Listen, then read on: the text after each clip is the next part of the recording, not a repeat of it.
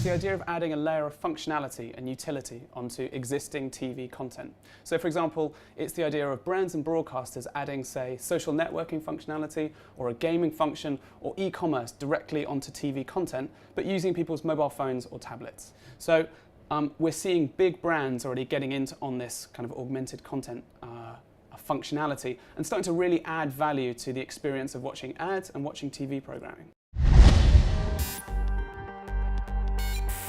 Augmented reality is using your mobile phone to add extra pictures or graphics onto the real world, as it were. So say if I lifted my phone to you, for example, I could see something popping up on your shoulder through that. Simply is using your phone to augment content that's on television screens. So for example, if you're watching a football game on your screen, you can add extra functionality through your mobile phone or through your tablet.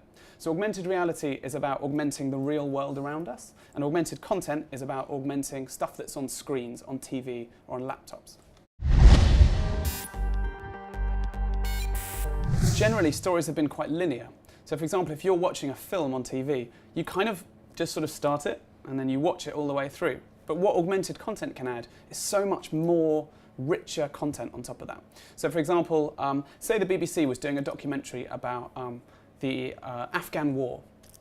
So it's a documentary about a bunch of soldiers who are out there and their tour of duty, say over 3 or 4 years.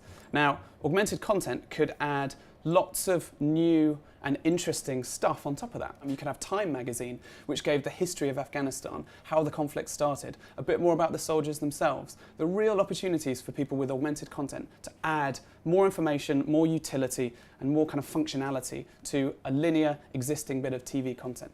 And what's lovely is that broadcasters don't have to do anything. They can get other partners who can be involved to add value to their content.